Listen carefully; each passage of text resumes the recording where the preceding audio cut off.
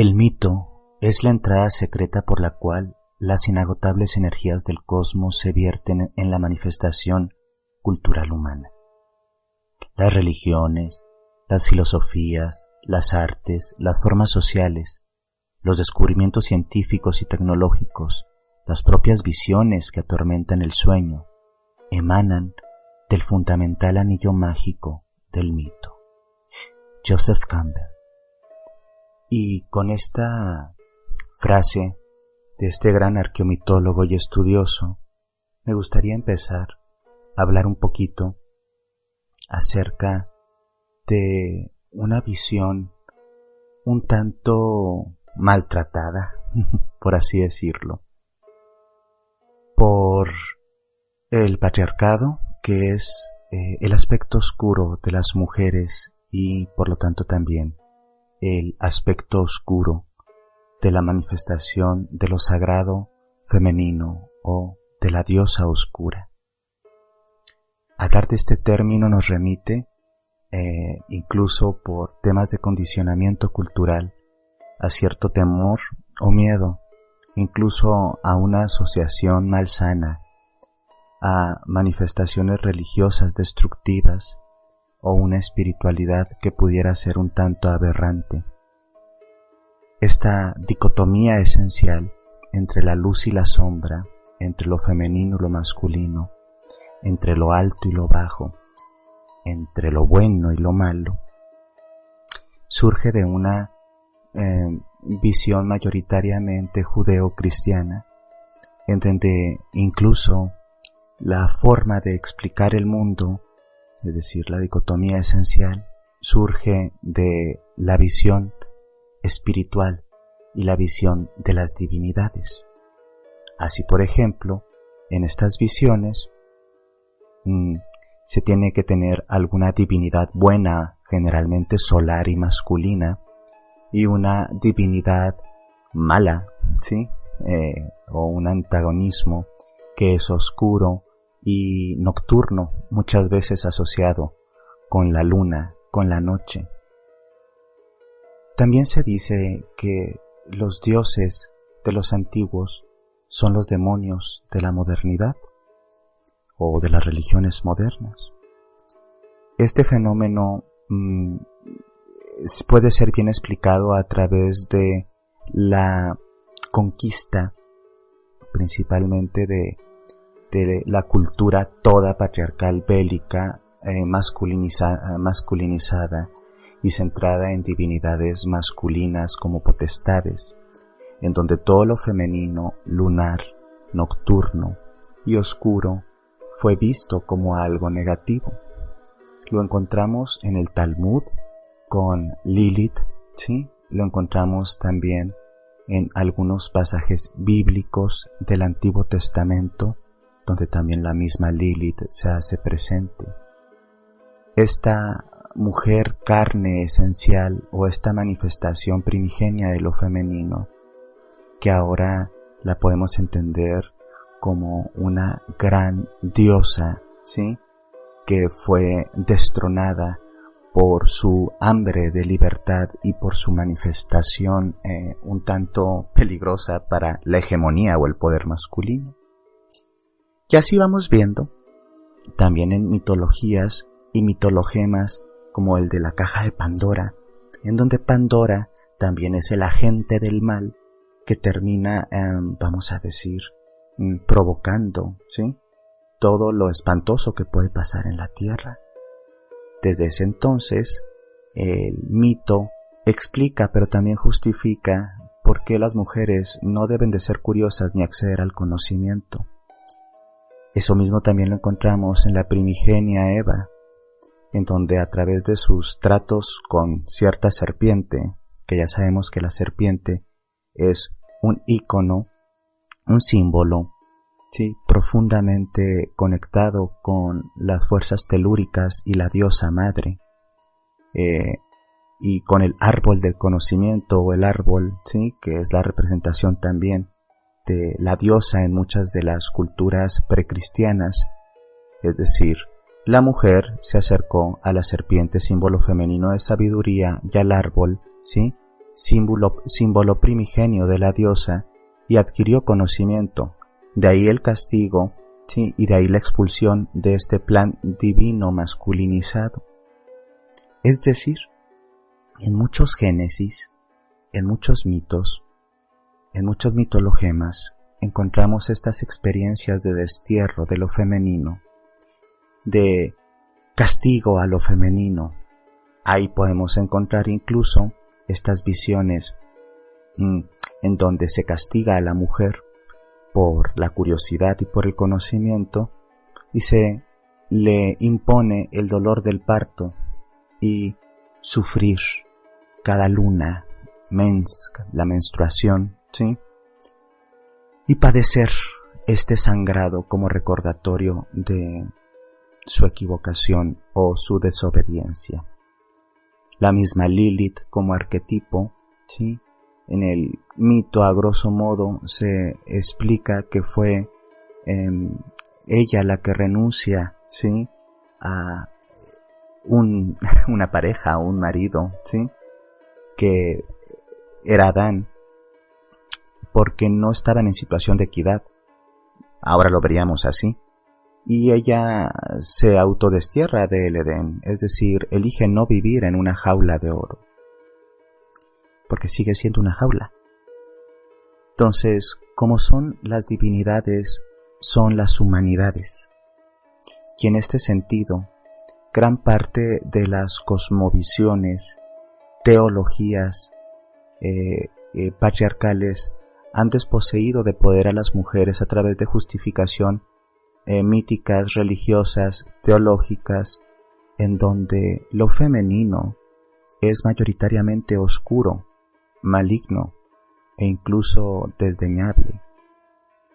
Lilith como madre también en algunas visiones de las brujas y como madre de las fuerzas oscuras o de las potestades de la noche, es vista como un demonio femenino y retratada prácticamente como un ser que ahora podríamos llamar incluso vampírico. Estas figuras de lo sagrado femenino, estas diosas primigenias, ¿sí? Han sido tan maltratadas y tan bien manipuladas, ¿sí? Para decir implícita y explícitamente: las mujeres no tienen derecho, ¿sí?, a lo sagrado. Las mujeres son peligrosas. Las mujeres son oscuras. Por lo tanto, también todo lo que podríamos considerar femenino, sabiendo que esto pues es una construcción cultural.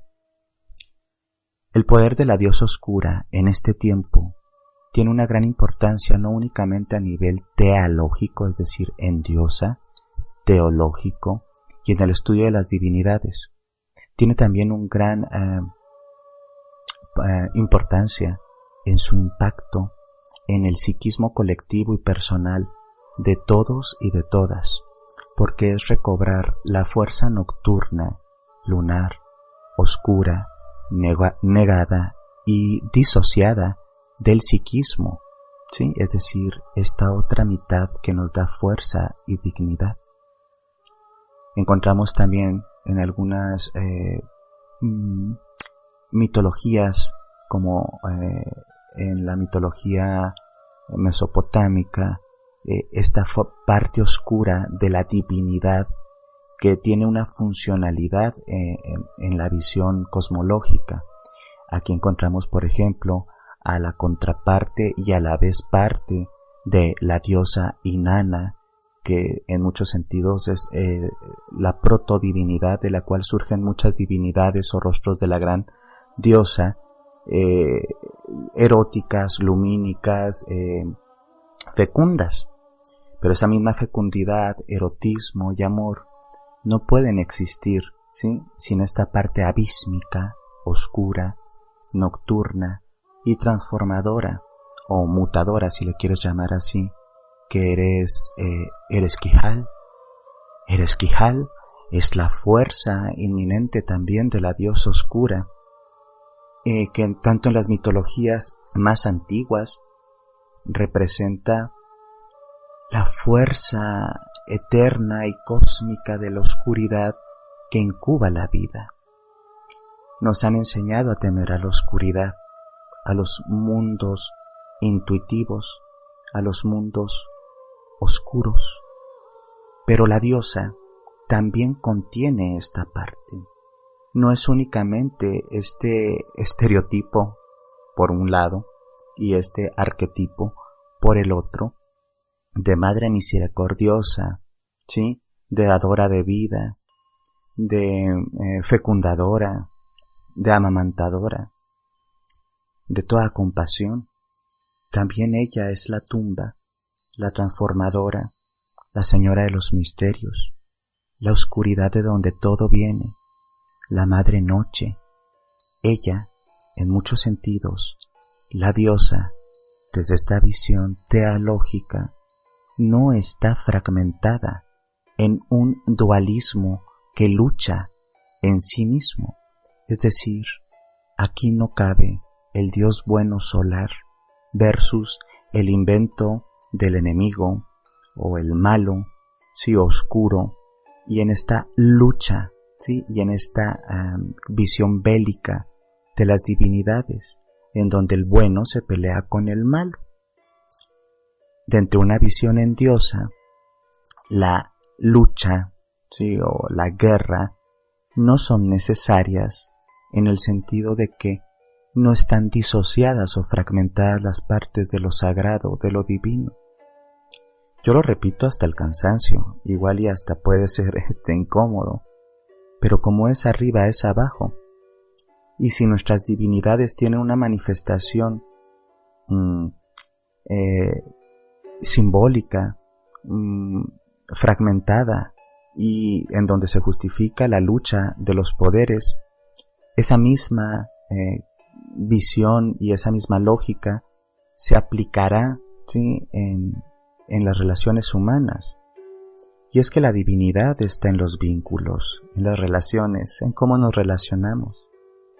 Dicen por ahí también que cada quien tiene los dioses o las divinidades que se cree merecer. Ojalá fuera tan sencillo como eso. Hemos sido vacunados, vacunadas durante milenios para integrar conceptos profundamente patriarcales de la divinidad, en donde también nuestra humanidad ha tenido que ir perdiéndose y fragmentándose. Joseph Campbell, Jung y otros estudiosos, vamos a decir que dejaron visiones de la divinidad y de lo sagrado femenino que también podían ser oscuras, pero cuando digo oscuras no tiene que ver con algo maligno. Encontramos también las visiones de las diosas o las donis o las Venus, ¿sí?, primitivas, en donde la emanación básica de su energía tiene que ver con la vida, muerte y transformación, es decir, vida, muerte, renacimiento. Y estos fenómenos son lumínicos y oscuros a la vez. No hay nada más oscuro que una semilla que duerme enterrada, que duerme en la tierra y en la oscuridad y está esperando simplemente germinar. No hay nada más oscuro y más hermoso que un vientre lleno de vida, en donde las crías o la cría está esperando a conocer la luz. No hay nada más hermoso también que encontrar a la diosa en los abismos y en las noches del alma, en donde encontramos, a través de estos procesos iniciáticos, la reconciliación con nuestra propia sombra. Entonces, la diosa también es oscura. La diosa es la madre noche. Y eso es hermoso. Ser muy positivos en el sentido del argot popular y querer que la espiritualidad sea un camino lleno de laureles, flores y buenos olores es la negación de la verdadera condición del humano y de lo divino. El verdadero viaje espiritual está lleno de claroscuros y no son castigos divinos, son las manifestaciones totales de eso que nosotros percibimos y hemos nombrado como divinidades. Por eso, muchas culturas prepatriarcales, en donde la adoración a la diosa estaba presente, la diosa tenía sus manifestaciones oscuras. También la encontramos, por ejemplo, en la figura primigenia de Kálima, Madre Negra de la Transformación. La diosa Kali, como gran transformadora y destructora, tiene una iconografía que podría ser un tanto conflictiva para los occidentales que hemos sido vacunados con imágenes de lo sagrado femenino postcristiano y católico, y donde las vírgenes y las santas son toda ternura y amor, y de repente te encuentras esta madre destructora, ¿sí? Y que desmiembra la existencia para reordenar. Entonces, estas divinidades oscuras como Kálima, sí, como Ereshkigal, como Lilith, y también incluso, me atrevo a decir, porque aquí algunas estarán de acuerdo, algunos quizá no, incluso las vírgenes negras y las manifestaciones de algunas vírgenes que tienen connotaciones dualistas. Encontramos en la iconografía de algunas vírgenes, que aquí hago una pausa interesante, porque las vírgenes que conocemos, que son una emanación directamente de la María o la Virgen María, ¿sí? Son manifestaciones sincréticas de antiguos cultos centrados en diosa que tuvieron que pervivir, que existir, ¿sí? En las nuevas religiones, porque es muy difícil que una religión exista sin el concepto o la imagen, ¿sí? De la madre o mater, porque es algo arquetípico y necesario para la identificación psicológica. Entonces muchas de las figuras marianas más antiguas están, de hecho, inspiradas y son afiches o iconos sincréticos de Isis, la madre negra de Egipto, la maga, ¿sí? Esta diosa primigenia, y no es muy difícil encontrar las afinidades incluso morfológicas entre los bultos, ¿sí? De el antiguo Egipto y las primeras manifestaciones materiales de las vírgenes. Y de estas vírgenes, bueno, pues salen todo este folclorismo que llevan a identificar a las vírgenes de diferentes tierras y de diferentes familias y de diferentes cultos asociados a lo mismo. Pero las vírgenes, en muchos sentidos, son una reminiscencia a lo sagrado femenino que pervivió, mutó, se escondió, ¿sí? En estas imágenes, pero finalmente están enraizadas en lo sagrado femenino de las diosas. Entonces también las vírgenes, y encontramos por ejemplo a una virgen mexicana o que tiene su acepción principal en México, Guadalupe, ¿sí? La Virgen de Guadalupe de México, la Señora de las Américas, o también como algunos le dicen Tonantzin Guadalupe, es también una reminiscencia claroscuro de la divinidad, en donde su manto estelar, ¿sí? Representa la noche, en donde el halo solar la cobija, pero también la luna negra la sostiene. Los íconos han sido transmitidos de forma a veces inconsciente a través de la manifestación de las manifestaciones artísticas y también a través de la experiencia mística. Encontramos también vírgenes negras que han sido, algunas vírgenes negras han sido creadas así desde el principio, y algunas otras por temas ambientales se han oxidado o se han coloreado, ¿sí? De ese tono marrón negro.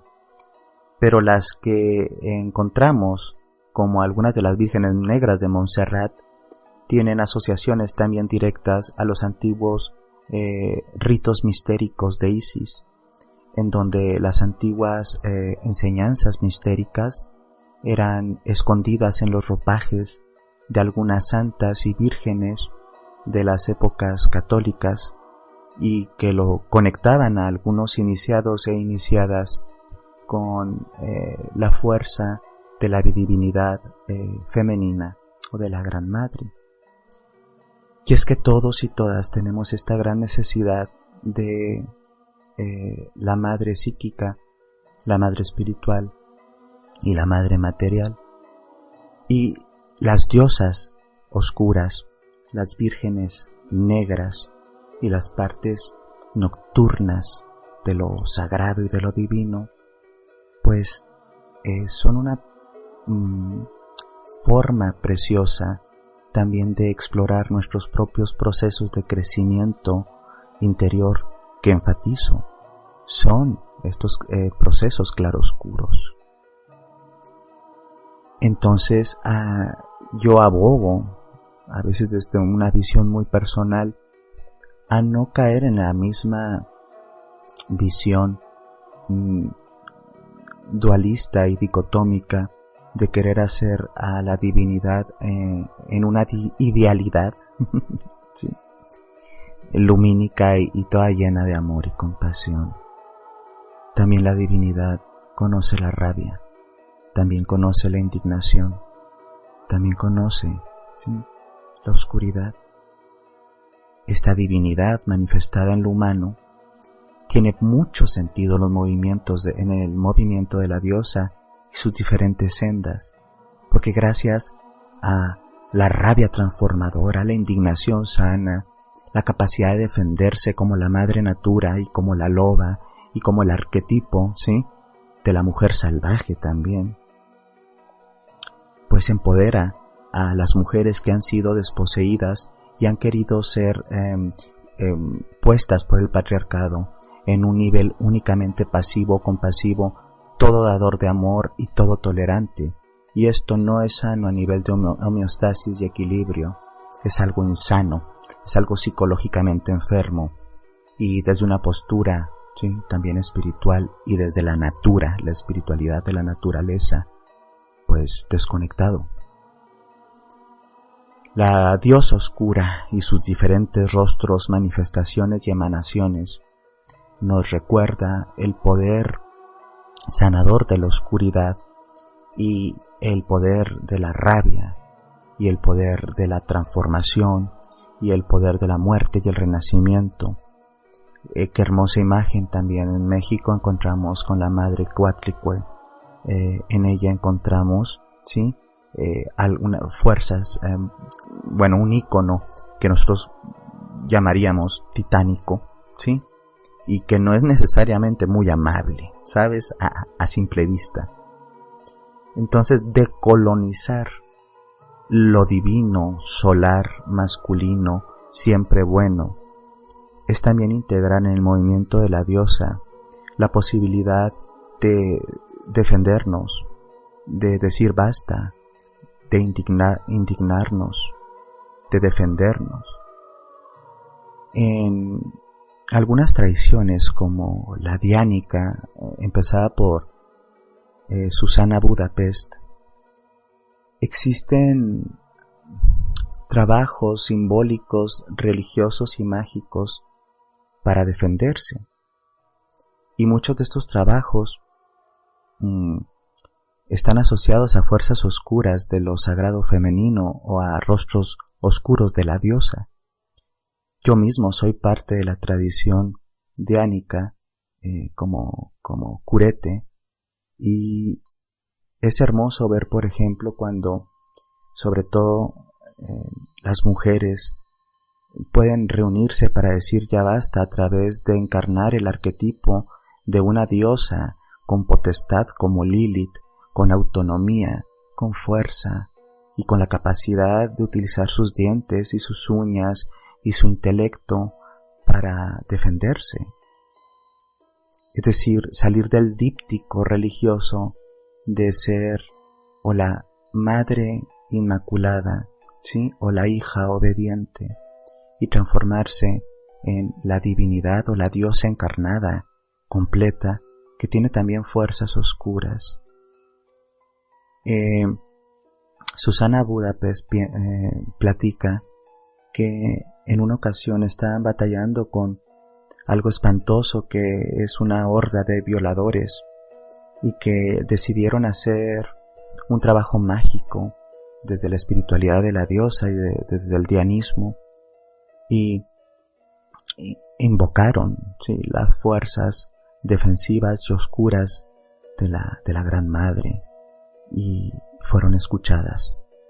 Y de hecho, dentro de las prácticas ritualísticas y mágicas, es bien visto y es evidentemente justo y digno aprenderse a defender tanto fáctica y materialmente como simbólica y mágicamente. La Madre Oscura no es algo a lo cual le debemos de tener miedo. Sí hay, y tengo que enfatizarlo, un tema cultural de habernos enraizado el miedo, de habernos introyectado no estaré haciendo algo malo, o qué barbaridad, estoy yendo contra esto o aquello. No. En un mundo patriarcal, violador, destructor, despojador de dignidad, lo mínimo, ¿sí?, para recobrar nuestra dignidad espiritual, ¿sí?, y humana, es invocar a la diosa oscura y dejar que proteja a sus hijas y que extermine el mal, que el mal no está fuera de nosotros. El mal no es algo sobrenatural, tiene que ver con el poder sobre. Ese es el verdadero mal, con el que viola, con el que somete, con el que violenta. Entonces, invocar a la diosa oscura es un hermoso viaje de autoconocimiento en donde danzamos con nuestra sombra, y es un trabajo que tiene 3 niveles. La integración espiritual, es decir, los imagos de las divinidades y cómo nos relacionamos con estos, las diosas oscuras. Psicológico, que es la integración y el descubrimiento de nuestra propia sombra y de los poderes escondidos ahí. Y también, ¿sí?, social, cultural, en donde perdemos la vergüenza, que no sirve para mucho, de decir, la vergüenza de sentir ciertas cosas, como las chicas lindas no se enojan, ¿sabes? Las chicas lindas y espirituales y que trabajan con cristales, que trabajan con oráculos, tienen que ser ecuánimes y tranquilas y siempre estar de buen carácter. Hay lunas oscuras y lunas llenas, y una mujer en diosa, sobre todo una mujer en diosa.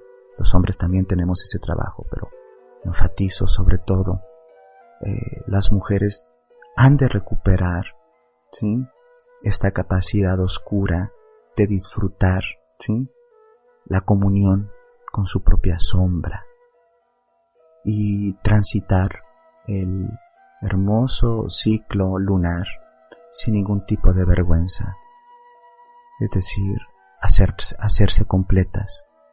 Para los hombres también es un viaje muy confrontante, porque tiene que ver con la integración también de la imagen oscura de lo divino y de lo sagrado femenino oscuro, y psicológicamente de nuestra ánima, es decir, ese componente psicológico que todos los hombres tenemos, en donde vive la mujer interior, ¿sí?, que a veces lo tenemos tan herido, fragmentado y fisurado, y nos damos cuenta que lo tenemos realmente fisurado cuando tenemos relaciones pésimas con lo femenino dentro de nosotros o fuera de nosotros.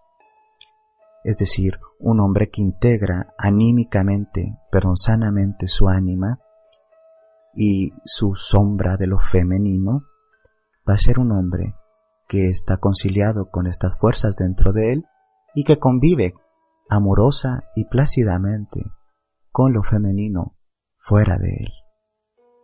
Entonces, dejémonos acariciar por las manos oscuras de la madre noche, dejémonos seducir por el canto de la huesera, dejémonos también encontrar por la que sabe, por la que vive en las sombras, por la mujer sabia, por la diosa oscura.